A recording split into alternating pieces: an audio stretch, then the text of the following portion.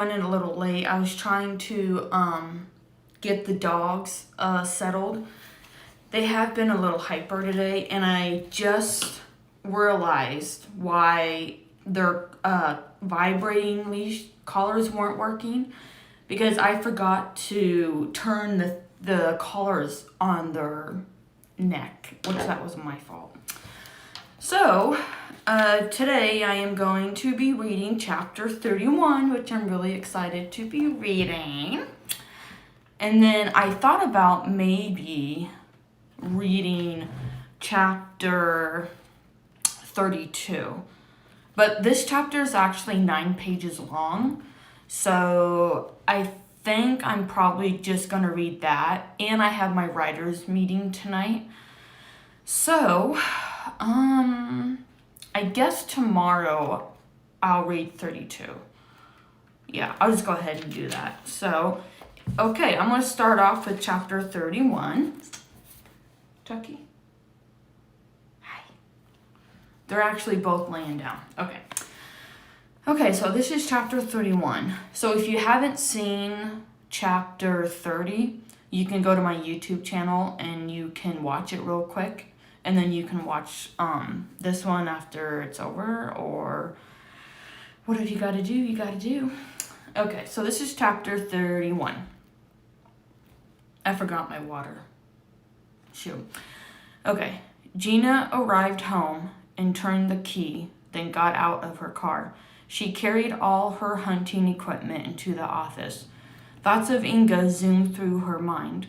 She still didn't know why the demons had names, or why Inga said, "Your mother should have kept her nose in her own business." She now knew who Margaret's mother was, but she still didn't know why she died. The most concerning thing Gina couldn't get out of her head was the dagger. I gotta turn the light on. I forgot. I'm sorry. I forgot. Hello. Okay, I'm back. Forgot about that. It makes my face look all clear, don't it? Okay. Why did Inga have a dagger, and what did she use it for? Was there more to this whole thing that she didn't know about? Pieces to the puzzle were still missing. She touched her pocket and felt something. She pulled it out and realized it was the crystal stone that Olivia had given her. There had to be something more to the crystal stone. She looked at it for a brief second, then set it by the monitor and walked away, rubbing her tense muscles and neck. She stopped by a table and unzipped the binder where she kept all her papers and information when she was working on a case. She took the pictures out of her pocket and laid them down on the table. The other set of pictures were the ones Olivia had given her.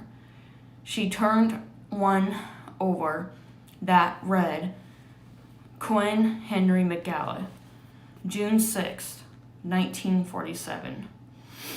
She scanned through the rest in the envelope. She sat down and studied them and then noticed Quinn wasn't alone. Somebody else was in the picture. A little figure was peeking out from behind a tree. She ran over to her desk, grabbed the magnifying glass. I can't say that word right. Held the picture under it and looked closer. The image was a little boy wearing breeches and a white shirt. This was Richard's little boy, but why was he around Quinn? This same child was in all the pictures, including the ones that Gina took from the mirror out of Olivia's room. This boy must be attached to Quinn, but how? After seeing Suzanne in Olivia's bedroom, she knew she had to do some research on the history of the McGalla family to see if the woman really was telling her the truth. She laid the picture back down, sat at the computer, brought the web page up, then logged in on a website to look up genealogy, I don't know. She typed in Richard McGalla in the box that said first and last name. The page loaded and brought up many pictures from the 17th century. Most of them were hand-drawn. Back then, there were no cameras. People had to draw pictures of the families. As she scanned through them, she noticed a picture. It was a little boy. Is this the little boy Olivia kept seeing in her dreams and showing up in the pictures? Another photograph. I thought I was rereading this. I don't know. Another photograph caught her attention. It was of a woman. The face looked just right. The nose, the eyes, the shape of her body. It was Suzanne that she had seen in Olivia's room. Her ancestor. There were pictures of Olivia, too. The woman with the long brown hair was right. These people are Olivia's ancestors. Through the passing hours, Gina did some research on the 17th century. Another article about an abandoned village caught her attention. She turned the next page. It was a basement or a cellar of some kind. Gina grabbed her coffee cup, but it was empty. She stood until her sight blurred. The floor seemed like it was moving. She grabbed the arm of the chair and sat down at her desk and held both hands to her feet. She waited until her head stopped spinning. She then printed off all the pictures and articles to show Olivia and her family the truth about their ancestors. She removed herself from the chair and lifted a hand to her forehead, then headed out to the car. She sat in the front seat and didn't move. With both hands on the steering wheel, she stared at the driveway. Maybe if I went to Inga's house, I will find more answers. Maybe if I went, what would happen if I do go? Will I get hurt or will I have to battle Inga? She gazed at her arms and saw black and blue marks where she had poured the holy water. When something like this happened, it always left marks. Sometimes when she was in the public eye, she covered it with makeup so people wouldn't think she'd been beaten. She looked at the cross hanging from her rearview mirror. She grabbed hold of it tightly and closed her eyes. Please be with me, Lord. Don't leave me. She let go of the cross and pulled out of the driveway, then headed down the road. Her heartbeat roared in her ears. She turned the radio on so she wouldn't have to hear herself think, even though she could. Minutes later, she pulled off the highway and turned onto the gravel road. She looked up and saw a little boy standing in the middle of her path. She hit the brakes, but not fast enough.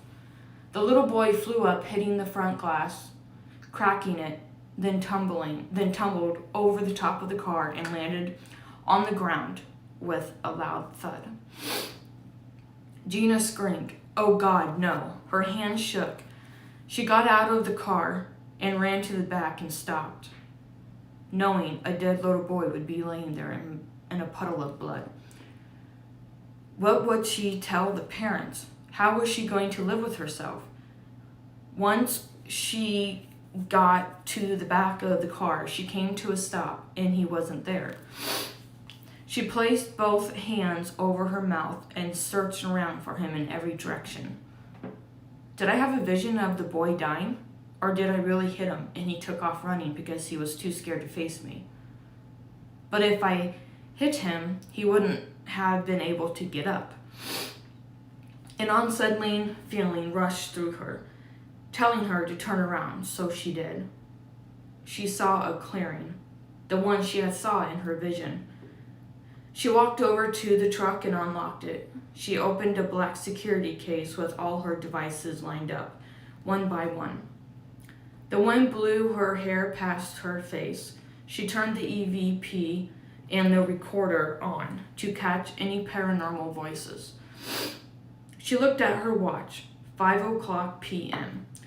The twilight zone was near.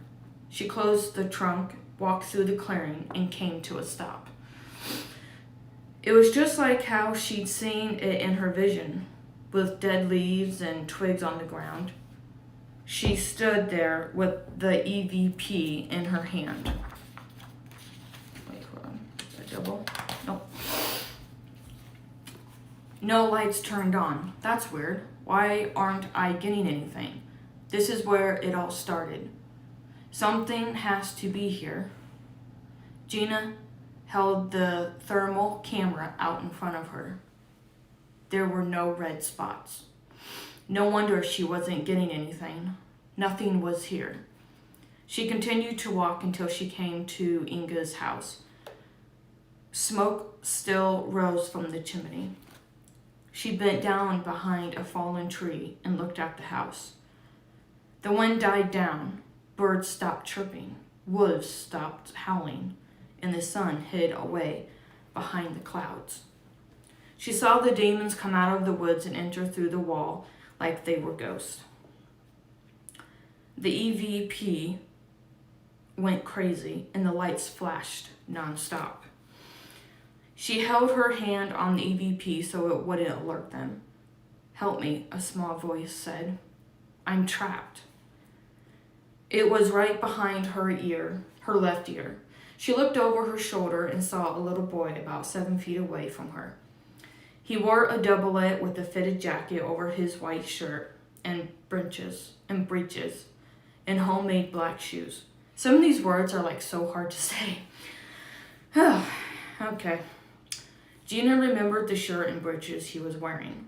This was the little boy she had hit and had seen in the pictures. The little boy stepped back and took off running. Gina knew she couldn't lose him, so she followed him.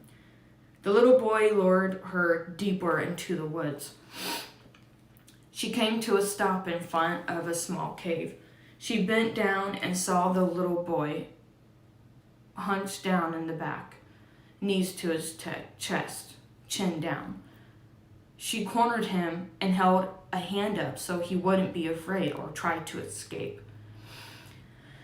She took a few steps towards him. "It's okay. I'm not going to hurt you. What's your name?" He looked down, keeping his knees up to his chest. "I'm not going to hurt you, I promise." The little boy looked at her and spoke. "Henry, where are you from?" 1692. The first thing that came to her mind was the Salem witch trials. "How did you die?" He hesitated. "The witch." "How did you escape her?" "The portal." "A portal?"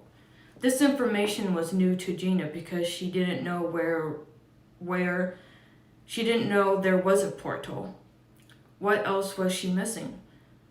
"Is that how the other children escaped?" He nodded again. "Where is the portal?" "It's where the bad demons come in with her." "Are you talking about the dark forces?" He nodded. Dun, dun, dun. Then he said something that made Gina's blood run cold. She never thought she would hear it from a little boy. "She's coming to kill you." Gina's heart thudded beat after beat. "Why do you say that?" "You're trying to protect her victim, Olivia," he explained. "She doesn't like it when you do that." "I don't care what she doesn't like. I'm going to stop her no matter what." "Then you must get the dagger, and all of Olivia's ancestors will be set free, including me." "Are you Olivia's ancestor, Henry?" He nodded. "How do you know so much?" The boy screamed as if he heard or saw something. He darted out of the cave right past Gina. A coldness remained by. "No, wait, come back, Henry, please, I can help you." Gina scrambled to her feet and ran in the direction where she'd last seen Henry. He was nowhere in sight. She stopped in her tracks and looked left and right. There was no sound to be heard but the wind. There was nothing to see but the environment of the forest right in front of her. How could there be a portal that she wasn't even aware of? And how did Henry know so much about the dagger? She made her way back to the car and glanced behind her, just in case if he appeared to her again. Gina came to a stop and saw the demon's reflection in the window far from a distance. Inga walked out from behind a tree, fingers locked together in front of her. She grinned. Poor Gina. Inga glared down at her. So sad, so lost and all alone. Trying to save the young and helpless. So pathetic. I'm not going to let you do this. You're not taking Olivia's soul. I know everything. I know what you are planning, and I won't let you get away with it. Inga wrinkled her nose and hissed at her with hate. That little brat never keeps his mouth shut. He's told you too much. Both of her eyes glowed. He told me enough, and you will never be able to catch him. Nope, don't need to, but I need Olivia's soul so I can be strong and kill people like you who get in my way. Tucker, where are you going? Come here. Come here, honey. Come here. Tucker, come here. Hi. Okay, sorry. Inga wrinkled her, okay.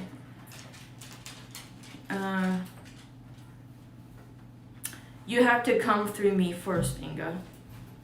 First one that gets to the child wins. This isn't a contest, Inga. Inga cackled. The demon snarled, encouraging her. You better hurry, Gina.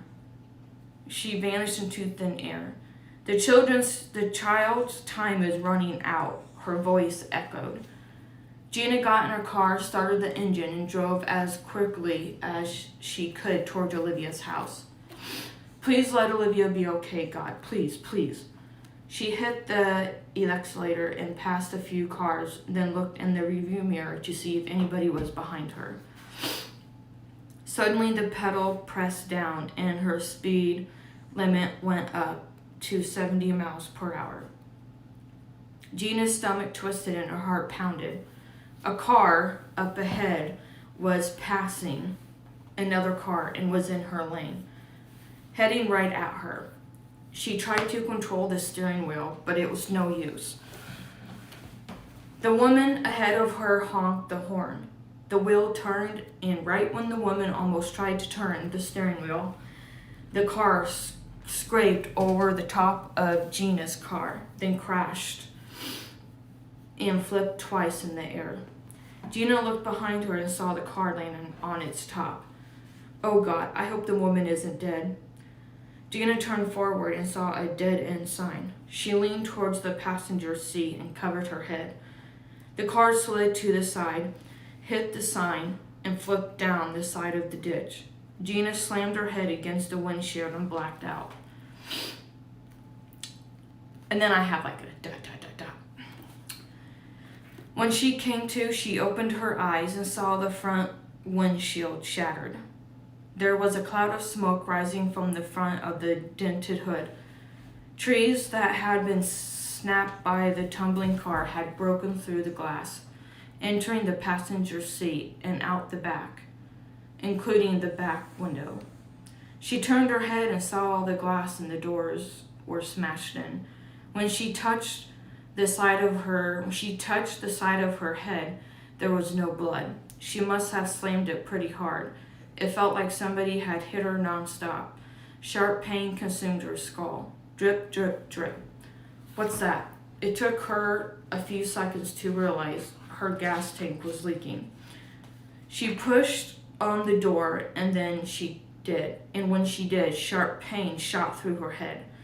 She stopped and hissed in pain. She gritted her teeth and hit against the door so it would open, but it was jammed. Each time she did this, her head hurt more and more. If she couldn't get the door open, then she would know her car was totaled, and the impact had bent the door frames, making them impossible for her to open them. She grabbed a shirt from the back seat, wrapped it around her fist, and then hit the shattered splintered glass. The impact hurt her knuckles. She hit the window again. The shattered glass gave way and dropped to the ground. Gina leaned towards the window, but a massive pain struck her thigh. She screamed, leaning to the seat, and tipped her head back. Breathing through clenched teeth, she held both hands on her thighs. She didn't want to look, but did anyways. There she saw a long piece of glass sticking out of her leg. Oh, God. Right, Tucker? She held a hand down on her leg, just behind the glass, then grabbed a hold of it and squeezed her eyes shut, bracing herself. She yelled, she yanked it out, and screamed, leaning towards the steering wheel. She eased her breathing. She dropped the pieces of glass, grabbed the folder from the passenger seat, and crawled out of the window. Cursing to herself, her head and leg tingled. She dropped to the ground to her front. Dirt and grass pressed against her palms, including the little pieces of glass. She picked them off her forehead and chin, then looked around and didn't see anybody. She held her breath and grabbed hold of the door, then pulled herself up, gripping the folder in her other hand.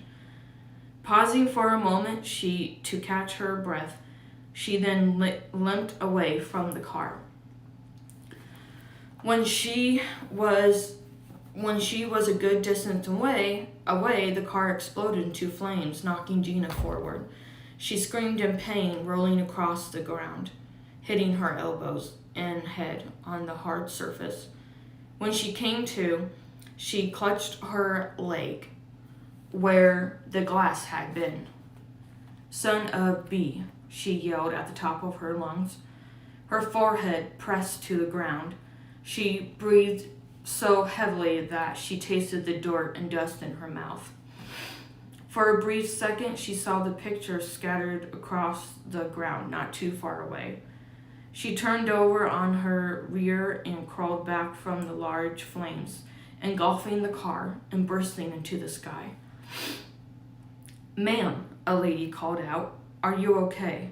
Gina turned and saw a woman by the top of the hill, where Gina's car had flipped over the bent rail. "Call 911, she called back. "Hurry." The lady turned around and was gone. One by one, Gina slid herself across the ground to get closer to the photos without bending her leg, as doing that made it hurt even more. She must have hit a nerve. She grabbed the pictures and put them back into the folder and sealed it shut, then checked the wound. Her shirt felt loose, so she untied it and tightened it more so it wouldn't come loose. The sting of the pain in her leg wasn't going to stop. She knew she needed to get to the hospital, but couldn't because her car was in flames.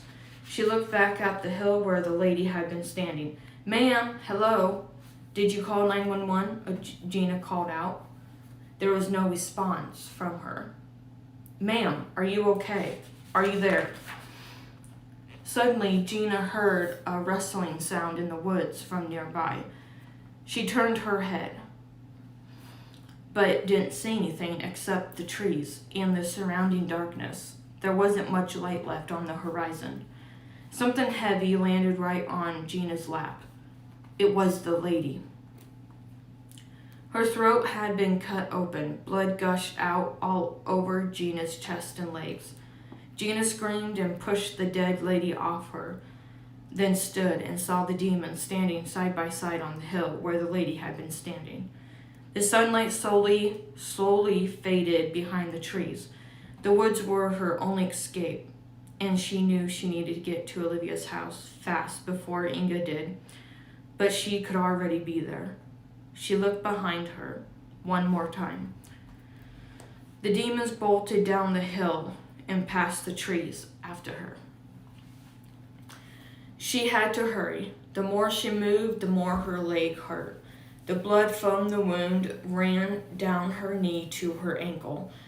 Less light made it harder to see through the woods. Gina leaned against a tree and eased her breathing, clutching onto the folder. The tree bark pressed against her skin, and weeds rubbed against both ankles. Everything grew quiet, too quiet. No sound of the wind trailed by her. There was nothing to hear. Her gaze moved through the overlapping trees. The demons were coming. She saw them moving past the gaps of the trees. Nothing would slow them down. She knew nothing would stop them. Inga created them. Her heart skipped a beat, and she saw hollowed trees laying on the ground. They seemed big enough to hide in. She crawled in and stayed quiet. Something landed on top of the tree, causing dirt and grass to fall on top of Gina. She turned her head so the dirt didn't fall into her eyes. "Where did she go, Peter?" a deep voice asked. Through the crack of the tree, a demon stood on top of it, just above her. "Her scent is here," Peter said. "I can smell her." The other two demons cackled. Gina's eyes grew wide. Her stomach clenched.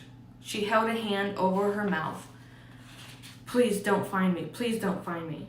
"I don't smell her." "I say we go that way, Peter." Peter grabbed the other one by the throat. "I'm in charge, Mark, not you. The last time you were left in charge, you let all the kids escape. You can't be trusted. That's why I'm the master's favorite. You screw up all the time." That's how all the children escaped and were shown in Olivia's basement. "We should have killed Olivia when we had the chance, but the adults got in our way," Mark said. "Then we need to get rid of them. We wouldn't be in this mess if Belinda and Susan hadn't tried to kill our master." "No, it's Henry's fault. He told Richard about her," another said. "No, it's Richard's fault. He tried to kill our master. The whole village tried to." "I'll kill the child," one said. "No, I will," another said. "No, I will, Mark." "Oh, my dark forces," Inga said. A light grew bright, then vanished. "Master," Mark said, "fighting over who's going to get the child first." "Sorry, Master. Did we anger you? Gina looked down at her leg. Blood was gushing out. "I'll go get the child. Meet me back at the cabin. Then we can be on our way to the next child. Mark Joseph, she's near." The light from the sun above Gina's head was blocked out from something. When she looked up and saw a demon staring down at her, she flinched. The tree was pushed off of her. He reached down and pulled Gina up by the neck. Her grip came loose from the folder. Her back hit the tree, and she held onto Peter's wrist with both hands. Well, what do we have here?" Inga tipped the folder upside down and shook it.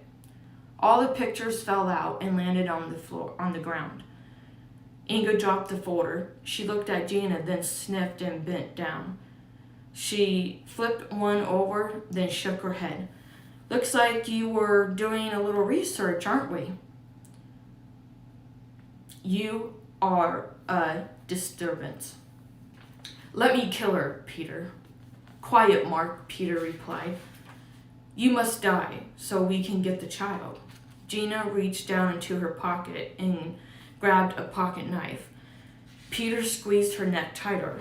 Gina kneed Peter in the stomach, then stabbed him in the eye with the knife. Peter hissed in pain and let her go. He grabbed hold of the knife, screaming in pain. A force yanked him back across the ground, pushing the knife deeper into his eye socket when his face hit the ground. Gina took off running and slid down a deep ditch. she stopped at the edge of the gravel road. She saw Olivia's house from a distance. Oh, thank God. Looking over her shoulder, Gina could see her own blood trail down the road. Woo! Wait, am I reading another chapter? Oh, wait, no, I don't think I am. Okay. Holy moly, that was a long chapter, but that was so cool. That was so interesting. I really loved the part where Gina arrived home and then she had contact with Inga and she felt the need to go to Olivia's house, but then she thought she hit Henry, which at first she didn't know it was Henry. And then she goes into the woods and sees Inga's house, which I had a lot of fun. Right in the woods scenes, like where characters show up in the woods, because I grew up around that.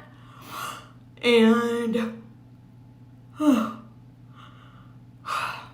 don't know why I get so tired around this time. But anyways, that chapter was a lot of fun to write. So the one part that really interested me, I wanted to give more information to lead to the next and third book, was the scene where Gina was laying under the tree and the demons were talking back and forth, like Henry started it, no, Richard started it, well, if Suzanne and, didn't get involved, so I put that in there for a specific reason, was because it's important for the story, and Suzanne and Margaret show up in the next, not